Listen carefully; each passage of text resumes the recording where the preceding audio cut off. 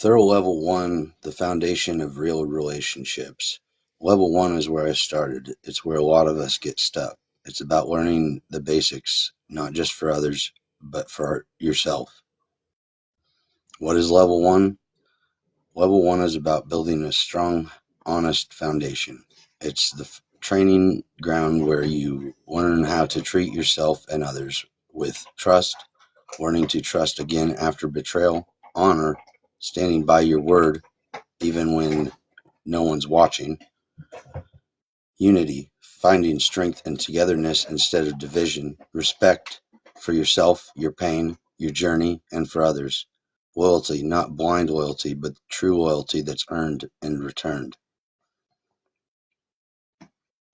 Yep, I'm back. I'm going to give this announcement and be off, though. It's going to be a short one today. Thank you for being here. I appreciate you. What it feels like from my life. There was a time called when I was called names by people I loved, like cult leader Charles Manson. They didn't see that I was trying to heal. I was trying to understand how people work so we can better love, not hurt each other. That pain taught me that level one isn't just words, it's survival. It's learning how to build something real after everything around you feels fake. Real struggles that shaped level one. Trust. I opened my heart to people I loved and they threw labels at me. It made me question everything and even my own worth. But I had to choose either become bitter or learn to trust myself again and trust that my message would reach someone who needed it. Honor. I've said things I regret and I've stood by things that others didn't understand. Honor isn't about being perfect. It's about admitting your wrongs and still standing tall with purpose. Unity. My family turned away and yet I still wanted to unite with them. Why? Because unity matters more than ego. The world's already too divided. Thorough is my way of stitching the cracks. Respect. People don't have to agree with me, but I ask them to at least respect my growth. I put in the work. I've looked in the mirror. I've taken accountability. I respect myself now, and I want others to respect their own journeys too. Loyalty. People's People disappeared when I needed them most, but I stayed loyal to my vision. To those who stayed and even those who left, because loyalty isn't always about sticking around. It's about showing up with truth even when it hurts. While level one matters, you can't build the house on sand. You can't have love without trust. You can't change the world if you're still in a war with yourself. Level one is where the healing starts. If you don't learn to trust, honor, unity, respect, and loyalty at this stage, you'll repeat toxic patterns. Relationships break, friendships fall apart, families split. But when you master level one, you become the kind of person who can handle real love, real leadership, and real impact. I'm not trying to lead a cult. I'm not trying to help break people's cycles. Thorough is not religion. It's not politics. It's healing. It's self-mastery. It's learning how to be a better person even when the world tells you that you're not enough. If you've ever been broken, lost, misunderstood, level one is for you.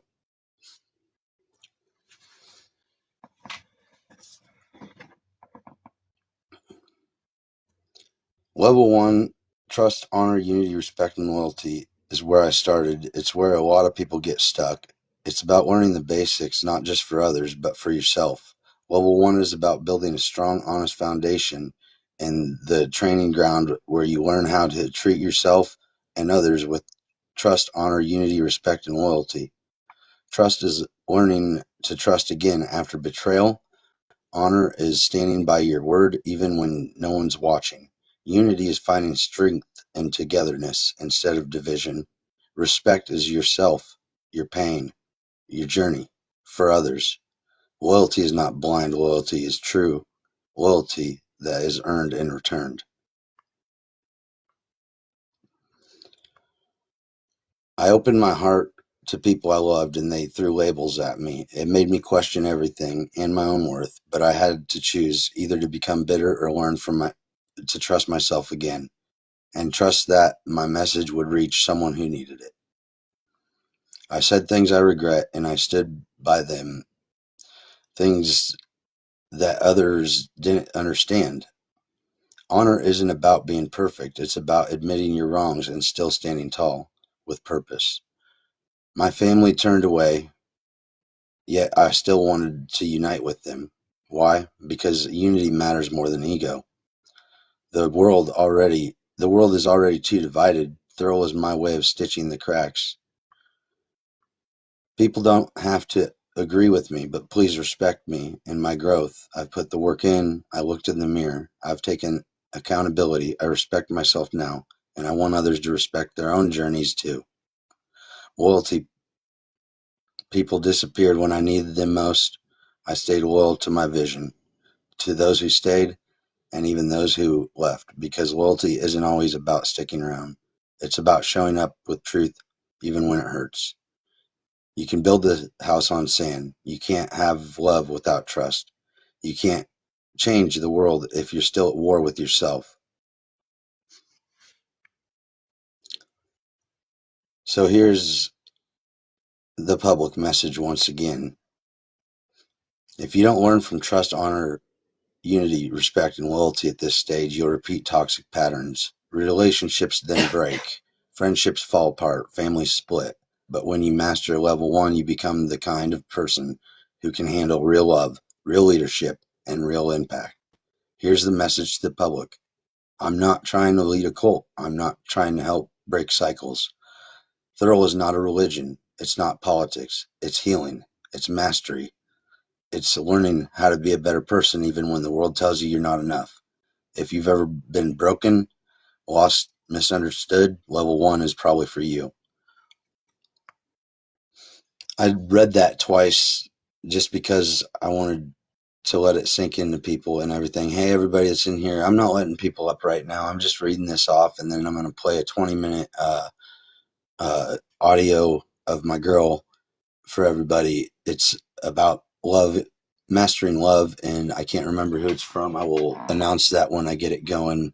I'm kind of just still healing, guys, so I'm showing up, but I'm going to be checking out pretty soon.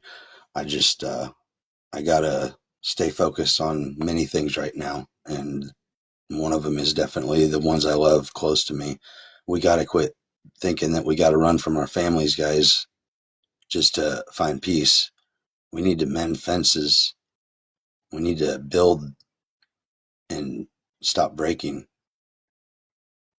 And love is not about running from people. Love is about sticking around. That's why I'm sticking around for all of you. I mean it. Like, that's what's up. I got a little TikTok script I can read to you guys really quick. It's pretty similar to what I just read, but I'll just go ahead and read that before I get the audio going. Yeah, I mean, no disrespect to anybody for not bringing up anyone on panels today. I'll get back to that too. But right on, right on, yeah. But yeah, thank you guys. I appreciate you. I just got sponsored, I believe. So I hope it's legit. I'm looking into that, and I'm just really following what they told me to do today. And they said just to basically focus on level one for y'all and explain that to everybody. And so I'm going to do that, and then I'm just going to add in that audio of my girl reading this because I think it will really help a lot of people understand a lot of where I'm coming from too, and just people could benefit from it. And yeah, I did. So I love y'all and respect to everybody.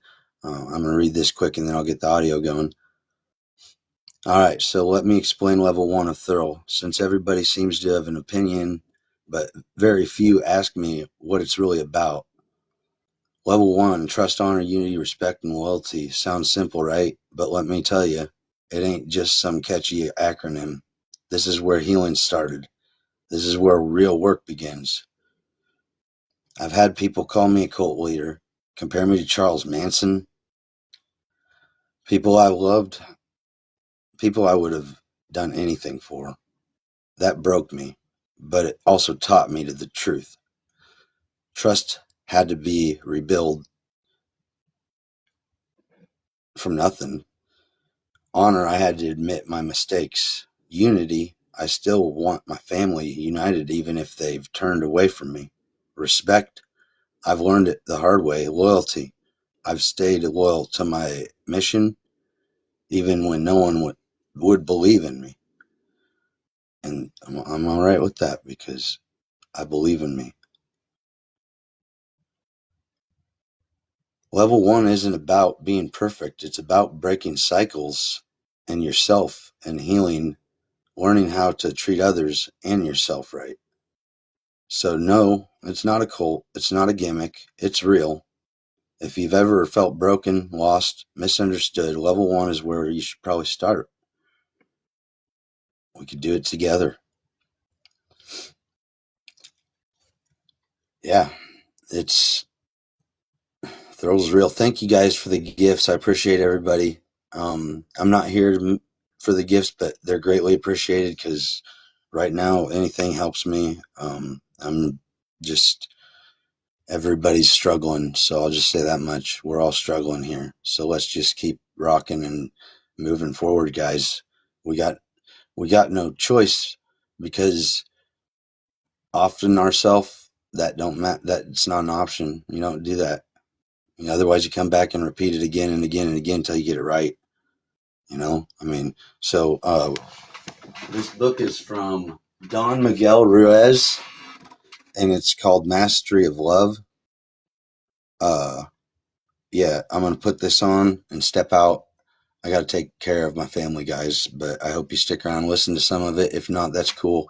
I'll end the live. You don't have to send gifts because I'm not going to be able to thank you for them because I won't see the screen. So I appreciate you guys very much. And if you want to dig deeper into Thurl before I get moving on to my next live and videos, go ahead and check out the other videos I got on the profile. Some of them do explain Thurl in full, and I have 3 free courses online right now, or on the profile as well. They're on post. You can find them in there. One's on ground zero, one's on level 1, and one's on serious relationships. So love and respect, peace in the meadow. I appreciate you. I will try to make it in. Yeah, I will do that. And yeah, grateful. I appreciate you too. Thank you guys, all of you. I don't know if I can't see everybody here right now, but yeah, I'm going to get this started and I'm going to go feed my girl some brunch and we're going to hang out for a minute. And that's just, you got to balance it all, guys. I'll say that much with what I've been through. That's where I've made my mistakes is I forget to balance things with my family and loved ones. And I'm here for all of you just as much as I can be, and I have no expectations from anybody. I want to make that clear because the days I keep my gratitude higher than my expectations are the better days that I have. I got that from Ray Wiley Hubbard. But the book is Don Miguel Ruiz, and I'm going to start it now. Love and respect to all of you again. Thank you. The way we dream, hell is a place of suffering, a place of fear, a place of war and violence, a place of judgment and no justice, a place of punishment that never ends. There are humans versus humans in a jungle of predators, humans full of judgment, full of blame, full of guilt, full of emotional poison. Envy, anger, hate, sadness, suffering. We create all these little demons in our mind because we have learned to dream hell in our own life. Each of us creates a personal dream for our own self, but the humans before us created a big outside dream, the dream of human society. The outside dream or the dream of the planet is the collective dream of billions of dreamers. The big dream includes all the rules of society, its laws, its religions, its different cultures, the way to be, talking to us at once. The Toltecs call this the mitote. The real us is pure love. We are life. The real us has nothing to do with the dream, but the mitote dream. But the mitote keeps us from seeing what we really are. When you see the dream from the perspective, and if you have the awareness of what you are, you see the nonsense behavior of humans, and it becomes music. What for everyone else is a big drama, for you becomes a comedy. You can see humans suffering over something that is not important, that is not even real, but we have no choice. We are born in this society, we grow up in this society, and we learn to be everyone else, playing nonsense all the time, competing with mere nonsense. Imagine that you could visit a planet where everyone has a different kind of emotional mind. The way they relate to each other is always in happiness, always in love, always in peace. Now imagine that one day you woke on this planet and you no longer have wounds in your emotional body. You are no longer afraid to be who you are. Whatever someone says about you, whatever they do, whatever they do, you don't take it personally, and it doesn't hurt anyone. You no longer need to protect yourself. You are not afraid to love, to share, to open your heart, but no one else is like you. How can you relate with people who are emotionally wounded and sick with fear? When a human is born, the emotional mind, the emotional body is completely healthy. Maybe around 3 or 4 years of age, the first wound in the emotional body starts to appear and gets infected with emotional poison. But if you observe children who are 2 or 3 years old, if you see how they behave, they are playing all the time. You see them laughing all the time. Their imagination is so powerful that the way they dream is an adventure of exploration. When something is wrong, they react and defend themselves, but they let go and turn their attention to the moment again, to play again, to explore, to have fun again. They are living in that moment. They are not ashamed of the past. They are not worried about the future. Little children express what they feel, and they are not afraid to love. The happiest moment in her life is when we are playing just like children, when we are singing and dancing, when we are exploring and creating just for fun. It is wonderful when we behave like a child because this is normal human mind, the normal human tendency. As children, we are innocent and it is natural for us to express love. But what happens to us? What happened to the whole world? What has happened is when we are children, the adults already have their mental disease. They are highly contagious. How do they pass this disease to us? They hook our attention. They teach us to be like them. That is how we pass our disease to our children.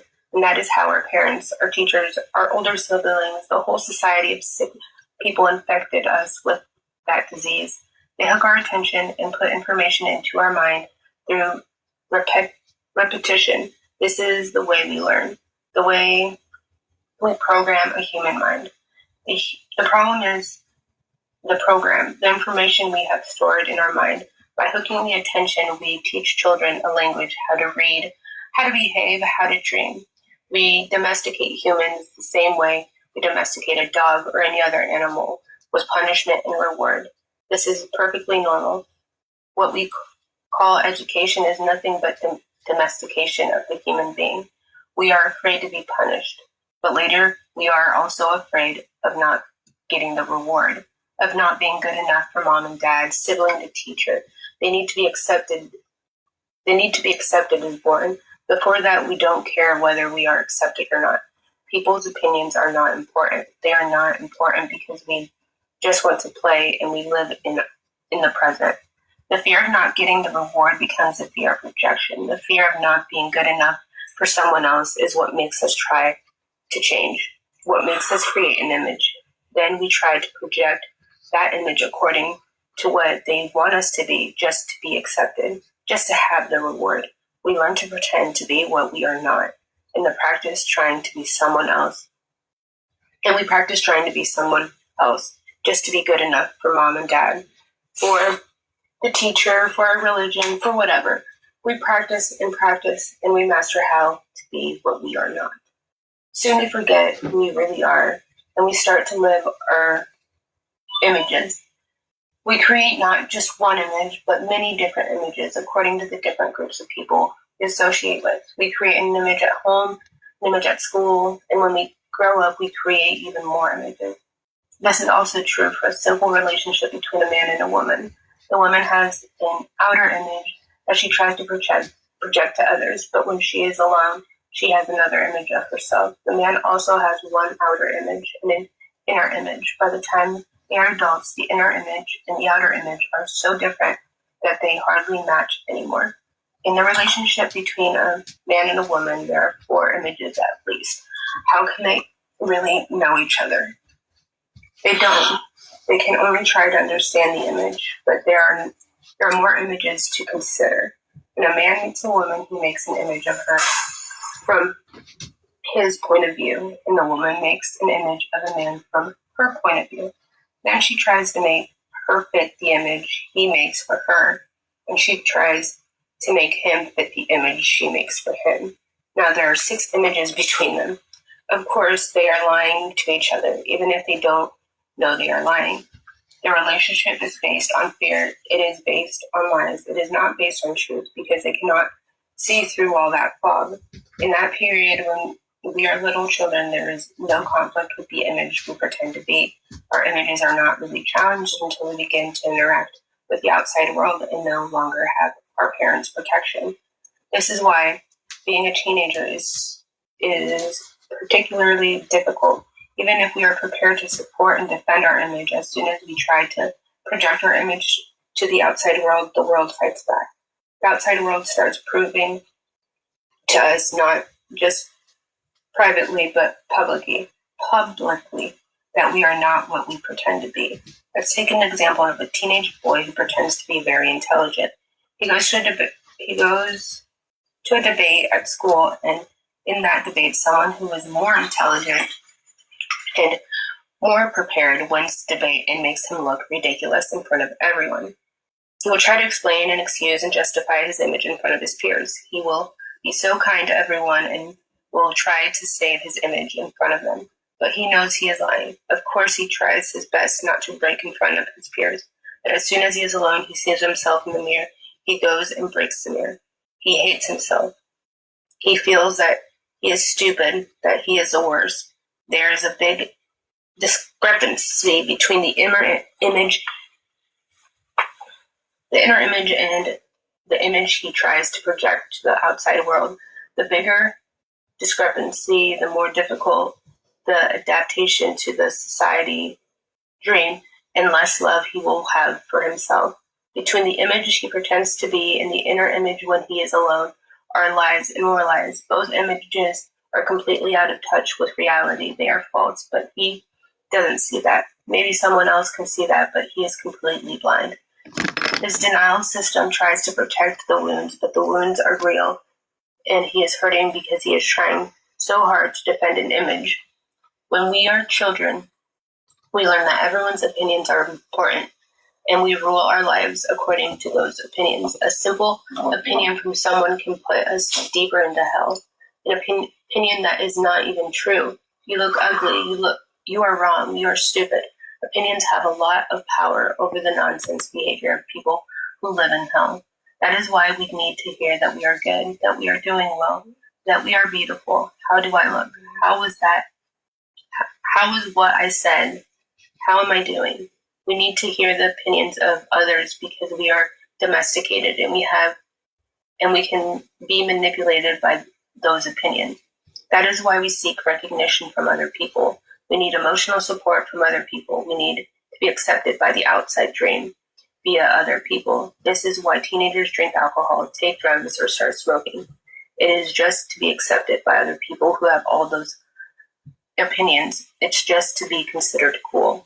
So many humans are suffering because of all the false images we try to project. Humans pretend to be something very important. At the same time, we believe we are nothing. We work so hard to be someone in that society dream, to be recognized and approved by others. We try so hard to be important, to be winners. to be a winner, to be powerful, to be rich, to be famous, to express our personal dreams, and to impose our dream onto other people around us. Why? Because humans believe the dream is real and we take it very seriously.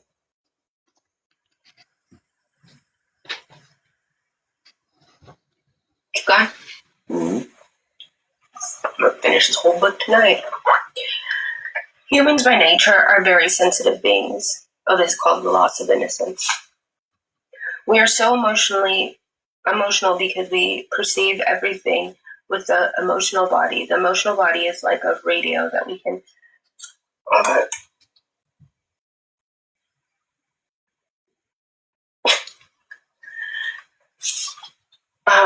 Humans by nature are very sensitive beings. We are so emotional because we perceive everything with the emotional body. The emotional body is like a radio that can be turned to perspective, perceive certain frequencies, or to react to certain frequencies.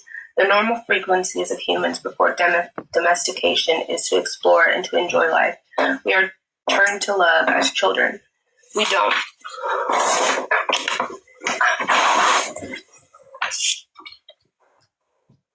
have any definition of love as an abstract concept. We just live love. It's the same. It's the way we are. The emotional body has a component like an alarm system to let us know when something is wrong. It is the same with the physical body.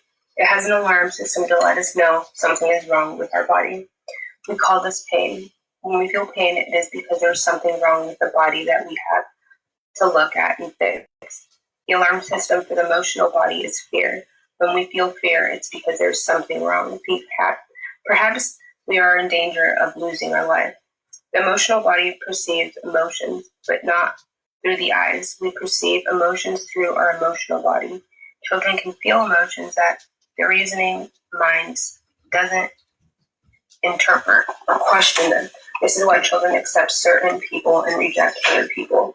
When they don't feel confident around someone, they reject that person because they can feel the emotions that person is projecting. Children can easily perceive when someone is angry, and their alarm system generates a little fear that says stay away, and they follow their instinct.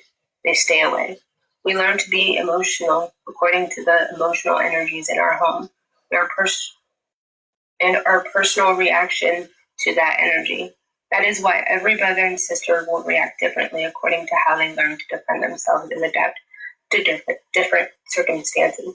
When our parents are constantly fighting, when there is disharmony, disrespect, and lies, we learn the emotional way of being like them. Even if they tell us not to be that way, not to lie, the emotional energy of our parents, of our entire family, will make us perceive the world in a similar way. The emotional energy that lives in our home is going to tune our emotional body to that frequency. The emotional body starts to change its tune, and it is no longer the normal tune of the human being. We play the game of the adults. We play the game of the outside dream, and we lose. We lose our innocence, we lose our freedom, we lose our happiness, and we lose our tendency to love. We are forced to change, and we start perceiving another world, another reality, the reality of injustice, the reality of emotional pain, the reality of emotional poison. Welcome to hell, the hell that humans create, which is the dream of the planet. We are welcomed into that hell, but we don't invent it personally. It was here before we were born. You can see how real love and freedom are destroyed by looking at children. Imagine a child 2 or 3 years of age running and having fun in the park. Mom is there watching the little guy, and she's afraid he might fall and hurt himself. At a certain point, she wants to stop him, and the child thinks mom is playing with him, so she tries to run faster from her. Cars are passing on a street nearby, which makes mom even more afraid. And finally, she catches him. The child is expecting her to play, but she spanks him. Boom! It's a shock. The child's happiness was the expression of love coming out of him, and he does not understand why she is acting this way. This is the shock that stops love little by little over time. The child does not understand words, but even so, He questions why. Running and playing is an expression of love, but it's no longer safe because your parents punish you when you express your love. They send you to your room and you cannot do what you want to do. They tell you that you are being a bad boy or bad girl, and that puts you down. That means punishment. In that system of reward, punishment, there is a sense of justice and injustice. What is fair and what is not fair. The sense of injustice is like a knife that opens an emotional wound in the mind. Then, according to our reaction to the injustice, the wound may get infected with emotional poison. Why do some wounds get infected? Let's look at another example. Imagine that you are 2 or 3 years old. You're happy, you're playing, you are exploring. You aren't conscious of what is good, what is bad, what is right, what is wrong, what you should be doing, what you shouldn't be doing because you are not yet domesticated. You're playing in the living room with whatever is around you. You don't have any bad intentions. You don't try to hurt anything, but you are playing with your daddy's guitar. For you, it's just a toy. You don't try to hurt your daddy at all, but your father is having one of those days when he doesn't feel right. He has problems in his business and he goes into the living room and finds you playing with his things. He gets mad right away. He grabs you and spanks you. This is injustice from your point of view.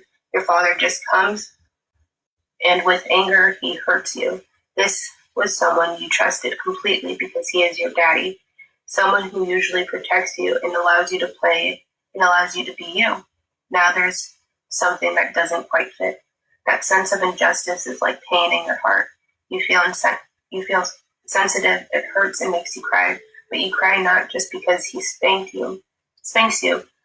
It's not the physical aggression that hurts you, it's the emotional aggression you feel is not fair. You didn't do anything. That sense of injustice opens a wound in your mind. Your emotional body is wounded, and in that moment, you lose a little part of your innocence. You learn that you cannot always trust your father, even if your mind doesn't know that yet, because your mind doesn't analyze it. It still understands. I cannot trust. Your emotional body tells you there is something that you cannot trust, and that something can be repeated. Your reaction might be fear. Your reaction might be anger, or being shy, or just crying. But that reaction is already emotional poison because the normal reaction before domestication is your daddy spanks you and you want to hit him back. You hit him back or just intend to put your hand up, and that makes your father even madder at you. That reaction of your father for just putting your hand up against him creates a worse punishment. Now you know he will destroy you. Now you are afraid of him.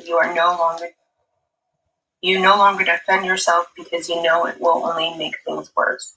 You still don't understand why, but you know your father can even kill you. This opens a fierce wound in your mind. Before this, your mind was completely healthy. You were completely innocent. After this, the resonating mind tries to do something with the experience. You learn to react in a certain way, your personal way. You keep that emotion with you, and it changes your way of life. This experience will repeat itself more often now. The injustice will come from mom and dad, from brothers and sisters, from aunts and uncles, from the school, from society, from everyone. With each fear, you learn to defend yourself, but not the way you did before. Domestication. When you would defend yourself and just keep playing, now there is something inside of the wound that at first is not a big problem, emotional poison. Emotional poison accumulates and in the mind begins to play with that poison. Now we start to worry a little about our future because we have the memory of poison and we don't want that to happen again. We also have memories of being accepted. We remember mom and dad being good to us and living in harmony. We want the harmony, but we don't know how to create it. And because we are inside the bubble of our own perception, whatever happens around us now seems as if it becomes of us. We believe mom and dad fight because of us, even if it doesn't have anything to do with us. Little by little, we lose our innocence. We start to feel resentment, then we no longer forgive. Over time, these incidents and interactions let us know it's not safe to be who we really are. Of course, this will vary in intensity with each human according to his intelligence and his education. It will depend on many things. If you are lucky, the domestication is not that strong. But if you are not so lucky, the domestication can be so strong and the wound so deep that you can even be afraid to speak. The result is, oh, I am shy. Shyness is the fear of expressing yourself. You may believe you don't know how to dance or how to sing, but this is just repression of the normal human instinct to express love.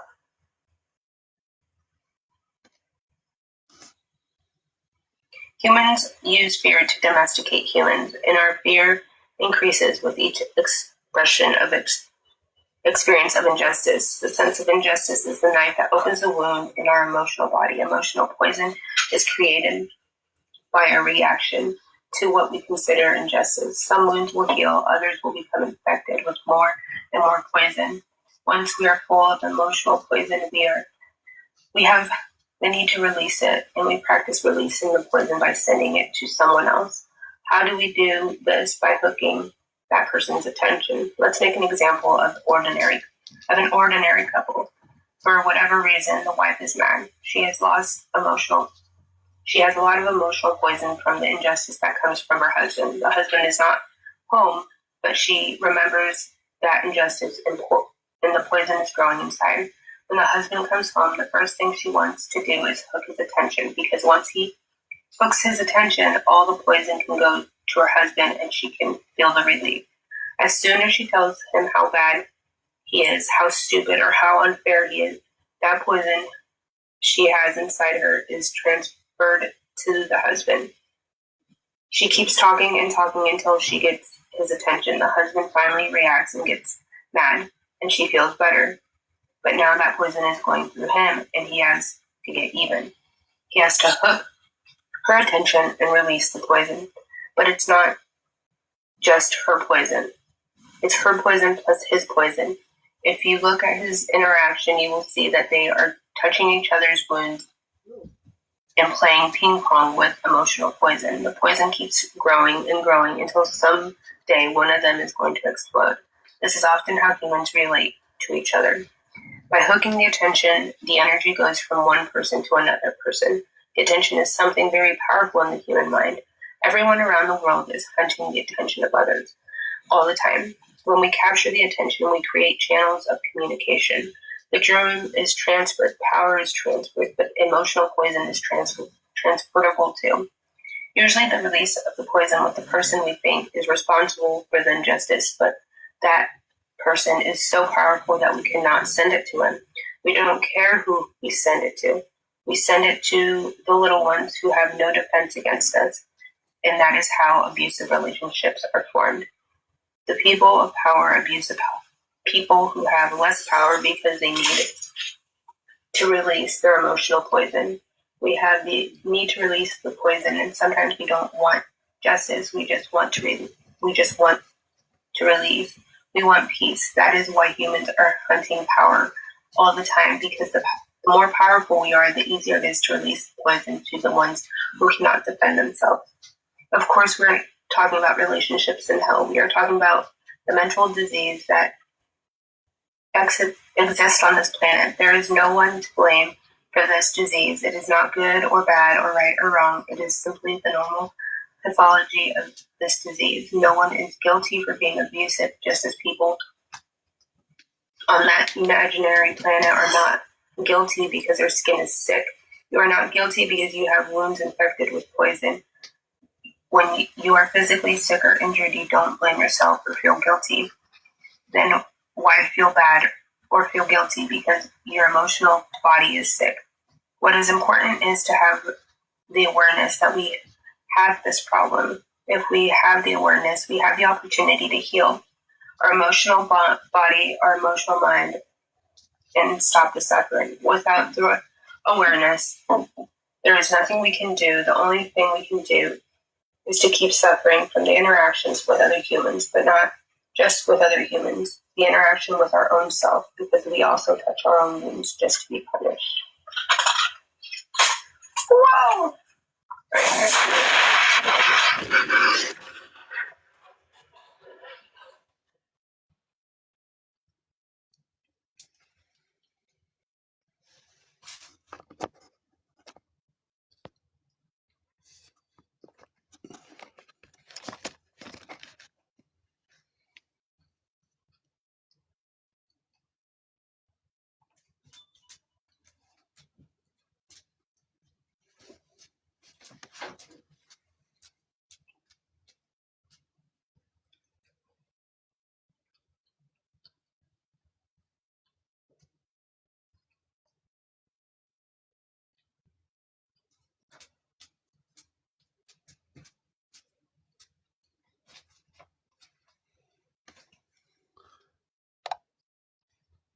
Will you please explain the 3 levels of Thrill to me in full, and the importance of it, please, in a brief description? Thank you. Absolutely. Here's a clear and powerful breakdown of all 3 levels of Thurl in your voice, with the purpose behind each one. Thurl, 3 levels to heal and build real human connection. Level 1, trust, honor, unity, respect, loyalty. This is the foundation. It teaches you how to treat yourself and others the right way. Without this level, relationships break, families fall apart, and personal growth gets stuck. This level is where the healing starts. From trauma, betrayal, confusion. It's where you learn who you are and how to stand solid. Level 2, truth, honesty, understanding, responsibility, love. This level is deeper. Once you've built your base, you're ready for real connection. This is about intimate relationships, serious friendships, and even leadership. You learn how to tell the truth, take responsibility for your actions, and give real love. Not the toxic kind, but the kind that lasts. Level 3, human understanding, reasoning, logic. This is the visionary level. Once you've mastered your emotions and relationships, you're ready to help the world. This level is about creating solutions, building systems, solving conflict, and using wisdom and logic to bring people together on a larger scale.